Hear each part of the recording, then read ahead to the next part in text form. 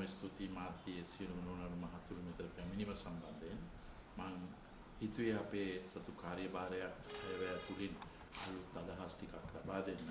මොකද මේකේ අත්දැකීම් තියෙන සහ මේ ආණ්ඩුවට අවුරුද්දක් සපුරලා තියෙන අවස්ථාවේදී අනුර දිසානායක ජනාධිපතිගේ දෙවැනි ආය ඉදිරිපත් කරනකොට මේක අප හිතන විදියට ජනතාවට ඔබින මට්ටමේ අයවැය තිබිය යුතු වැදගත් සාධක මොකක්ද කියන එක. මම කෙටියෙන් සංක්ෂිප්තව කියන්නම්. මම හිතන විදිහට මම ගිය ගමනත් කිව්ව එකක් තමයි මේ අයවැය තිබිය යුත්තේ 130ක සාමාන්‍ය ජනතාවේ කුඩා පරිමාණ වෙළඳසැල් වලට ගමන් කරන්න පුළුවන්, ඒකට යම් පීඩනයකට උදව් කරන්න පුළුවන්. නැතහොත් මේ 101 වෙළඳ කොටස් පොලේ අද 23000කට වැඩි වුණා කියලා ඒ 101 තියෙන අය තෘප්තිමත් කරන්න නෙමෙයි.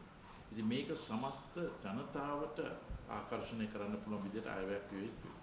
දෙවෙනි එක තමයි ඊටමත් මම ඕනෑකමින් කියනවා මේ ශ්‍රී ලංකා මහ බැංකුව ස්වාධීනත්වයක් රැකගෙන තියෙනවා.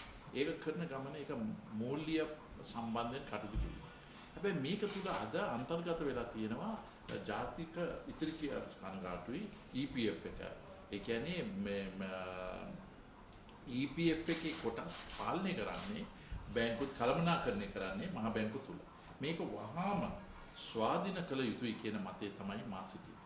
මේකට තියෙන හේතු තමයි ස්වාධීන ආයතනයකට කොහොමද ඒකේ බැංකු EPF එකෙන් අරන් ඒ බැංකු පාලනය කරන්න පුළුවන් බැංකුවක් තමයි මහ බැංකුව. ඉතින් මේකට රෙගුලාසි තියෙන එකයි පරිපාලනය දෙකම කරන්න බෑ මහ බැංකුව. ඉතින් මගේ යෝජනා පුද්ගලික යෝජනා පාර්ලිමේන්තුව ඉදිරිපත් කළා තියෙනවා මේ සම්බන්ධයෙන් පෞද්ගලික යෝජනාවක් වශයෙන් මේ EPF එක වහාම ස්වාධීන කළ යුතුයි කියන එක. ඉතින් ඒකට මම ඉදිරිපත් කරන මගේ කොපිය ඔබතුමාලට ඒක පරිශීලනය කරන්න පුළුවන්.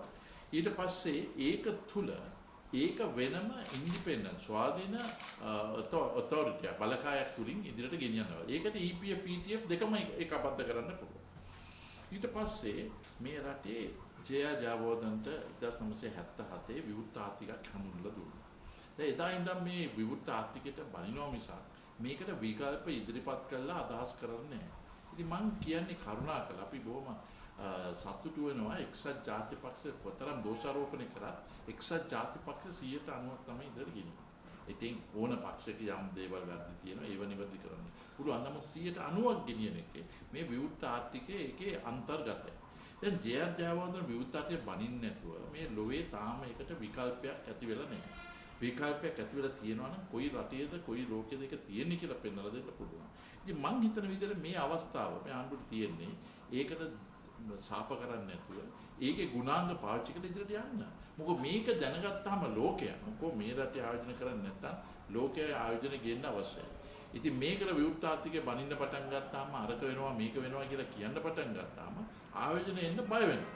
ඉතින් ඒ නිසා මා හිතන විදිහට මේකේ තියෙන හොඳ ගුණාංග පාවිච්චි කරලා මේ අපි විවෘත ආර්ථික වලද ගන්න. දැන් ඕකට ලාල් කාන්තාරිට කියනවා.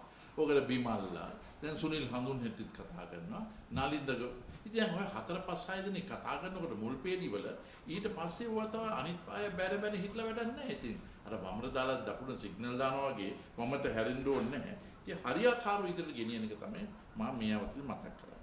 ඉතින් මම නැවත UMP හඳුලා දුන්න විවෘත ආර්ථිකයේ ඒකට මානුෂික මෙහෙවර තුලින් මේවා හරියාකාරව ගෙනියන එක තමයි කරන්න අවශ්‍ය. ඒක තුල ආයුධ දිරි ගන්නවන්න අවශ්‍යයි. මොකෝ ඒක කිව්ව හැටියෙම ආයුධ දිරි ගන්නවා.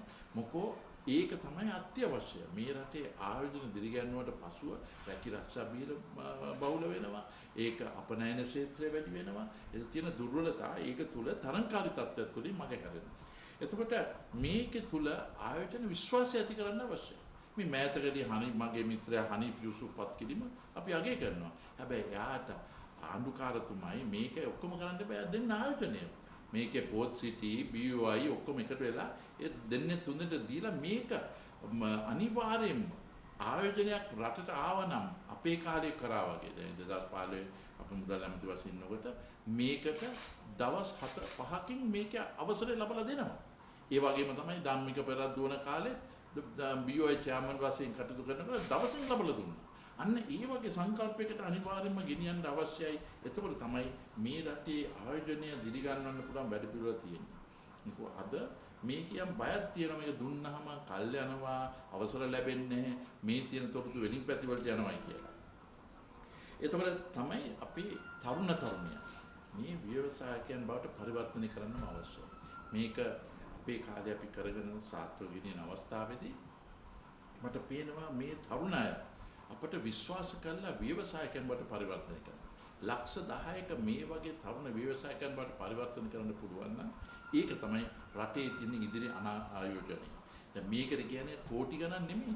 මේකේ ලක්ෂ 2 3 ඒ වගේ ප්‍රාග්ධන වියදම් ලබා දෙන්න පුළුවන් නම් ඒක තමයි ඉදිරියට ගන්න පුළුවන්. ඒතර අහයි කොහෙන්ද සල්ලි දෙන්න පුළුවන්? මම එදා යෝජනා කරා මේ රටේ තෙල් ආනයනය කරන්නේ නැතුව මේකේ අපිට ඉලෙක්ට්‍රික් වෙහිකල් ගෙනවා නම් කෙලින්ම බිලියන් 40ක් යන්නේ නැතුව 26කට අඩු කරලා ඒ 15 ගන්න මේකට කරන්න. බැරි නෙමෙයි හිතන්න පුළුවන් දේ. ඒක තවත් එකතු කරන්න ඕන නම් ඒ විදුලි බලෙන් දුවන කාර් වලට තෙල් ගහන්න ඕනේ. ඒ තෙල් ගහන එක බිලියන 8ක් යන අවුරුද්දකට ඒ මිලියන 8000 පාවිච්චි කරන්නේ විදුලි තරණට උදව් කරනවා. ඉතින් ඒ වගේ තමයි තියෙන්නේ. ඒ වගේම තමයි මේ මම මුදලමැති වශයෙන් ඉන්න කාලේ අපේ වයසට ඒ කියන්නේ සමාජයේ අවුරුදු 60ට වැඩි කට්ටියට එයාට උදව් කරන්න තියෙන අදහසක් වුණේ අපි පොලි අනුපාතය 12-15 අතර ප්‍රමාණයක් වැඩි කරලා දෙන්න.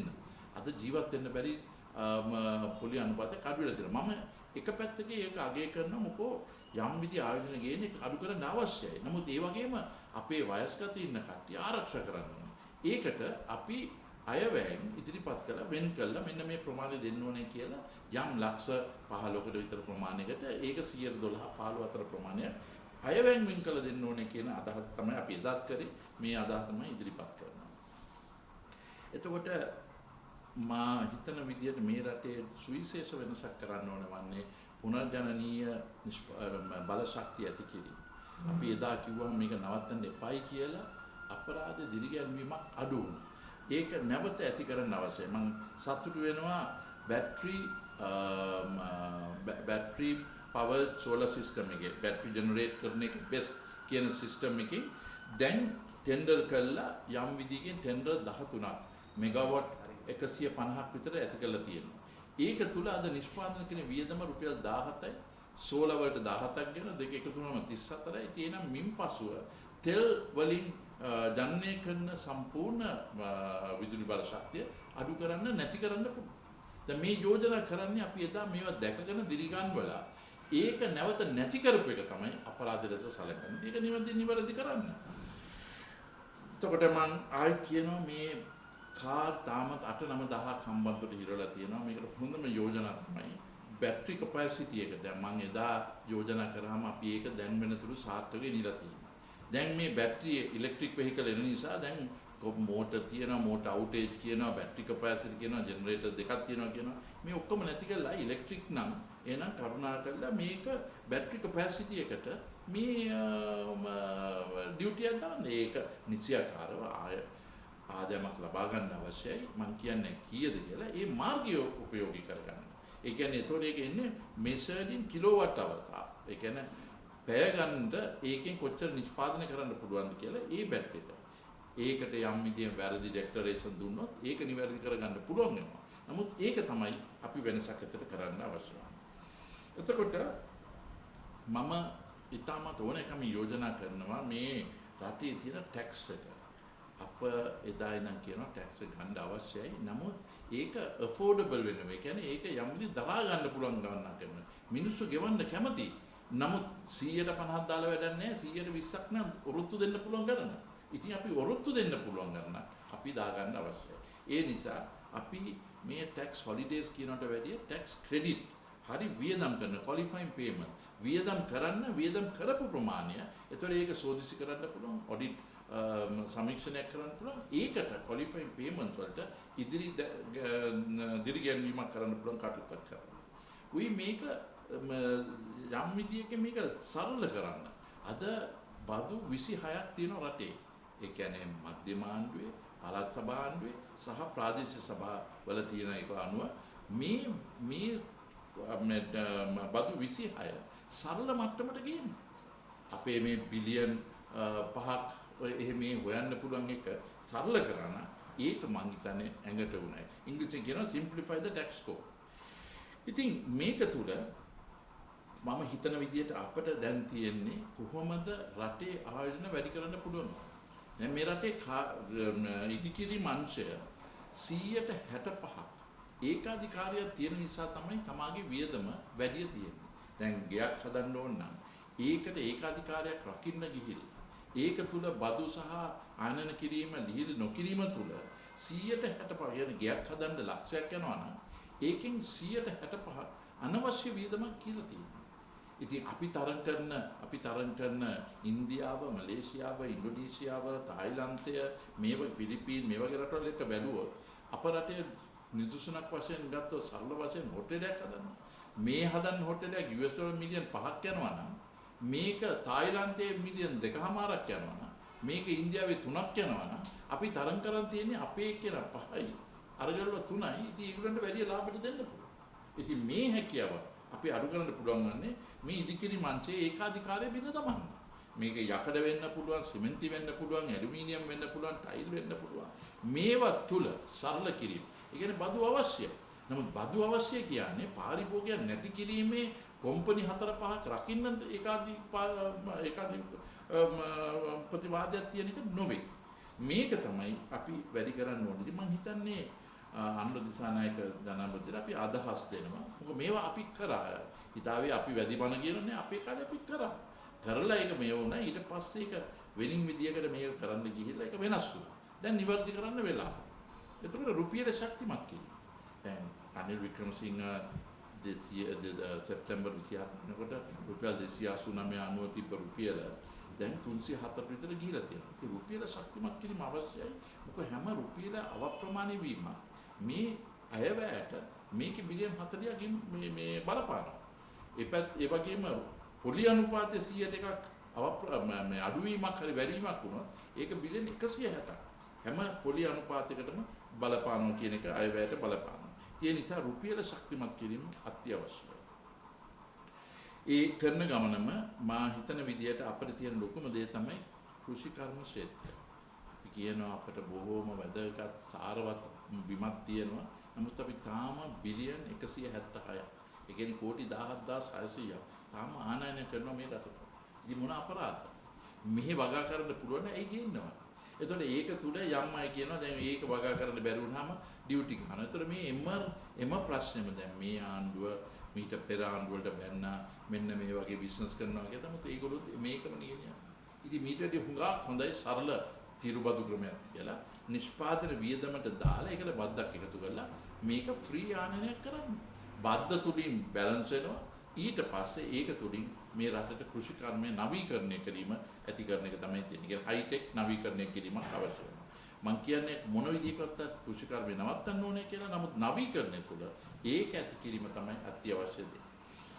එතකොට ලොකු ආයෝජන අපි පුළුවන් තරම් යදලා ගන්න අවශ්‍යයි. මේකට IMF එකට කියන්න ඕනේ ඕගොල්ලෝ කියන්නේ බදු දෙන්න බෑ කියලා. නැහැ අපි දෙනවයි කියලා දෙන්න.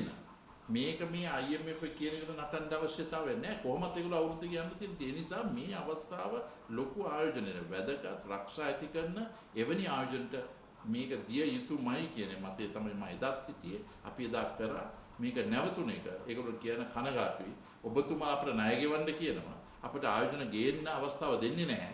එහෙනම් ඔය දෙකෙන් එකක් අපිට කියන්න. අපිට ගෙවන එක කල් දාන්න නැත්නම් අපිට ආයෝජන ගේන්න ඉඩ දෙන්න. එහෙම කියලා තමයි මම හිතන්නේ කියන්න අවශ්‍යයි. එතකොට අපනයන දිරිගැන්වීම මේක පුළුවන් තරම් අපනයන දිරිගැන්වීම අද කොච්චර ප්‍රශ්නයක් ඇති වෙනවද? අපනයන කරන්න දේව තිබ්බොත් මේකේ ස්පර්මිට් 6 7 8ක් ගන්න ගිහිල්ලා නියදමක් දරන එක විතරයි වෙන්නේ. මේක පුළුවන් තරම් ඉක්මනට අපි දිරිගැන්වීම කරන්නම අවශ්‍යයි කියන මතය තමයි තියෙන්නේ. එතකොට සුළු සහ මධ්‍යම ව්‍යාපාර SME මේක අපේ රටේ කුඳුනාරතිය මේකට අපි පුළුවන් තරම් ශක්තිමත් භාවයක් ඇති කරගන්න. මේක කතා කරන එක විතරයි තියෙන්නේ. මේක ආලේප කරන එක විතරයි තියෙන්නේ. නමුත් එයාට අවශ්‍ය ශක්තිය කවදාකවත් ලබා දෙන්නේ නැහැ. මේක එදා දුන්නා වගේ අපි අනිවාර්යයෙන්ම මේගොල්ලන්ට සුරක්ෂිත කරන්න පුළුවන් මාර්ගයක් ඇති කළ දෙන්න තමයි අපි මේ අවශ්‍ය කරන්නේ. ඒ නිසා මම හිතන්නේ යෝජනාවක් ගේන්න අවශ්‍යයි. මේ ආයත දිරිගන්වන්න පුළුවන් වැඩපිළිවෙල. නිකන් කියන්නේ මේ වත්කමක් නැතුව ණය දෙන ඒ වගේම නෙවෙයි. අපට අවශ්‍ය වෙන්නේ මේක සරල වශයෙන් මේ පොලි අනුපාතය අඩුවට දෙන්න පුළුවන් මාර්ග. මේක මහ බැංකුවට නිර්දේශ කරන්න පුළුවන්. හරි වාණිජ්‍ය බැංකුවට නිර්දේශ කරන්න පුළුවන්. මේ pivotal sectors, ඒ කියන්නේ වැදගත් අංශ කියලා මේ අයට මෙන්න මේ ගන්නට දෙන්න කියලා මේ වගේ තියෙනවා. අපි මේ උද්දමනයම පාලනය කරන්න ගිහිල්ලා රටේ ජනතාව නැති කරගන්නත් අවශ්‍යතාවයක්. අපි supply side management එක ඇති කරන්න ඕනේ. ඒ වගේම උපයන විට ගෙවීම අප ලක්ෂ 2ක තියෙන ඒ ඉලක්කය කරන්න අවශ්‍යයි. මේක තමයි දා බැලුවේ. මේක 1,58 කිලෝට තියෙන්නේ. මේක ලක්ෂ 2ක් කරන එක තමයි මා හිතන යෝජන. මේ කොටසක් විතරයි. මේ ආණ්ඩුවේ අයවැය අපි අදහස් දෙන්න පුළුවන් විතර තියෙන්නේ. ඉතින් අත්දැකීමින් සරලව කරන්න පුළුවන් දේවල් තමයි මේක තුලින් මා ඉදිරිපත් කළා තියෙන්නේ. කොහොමද?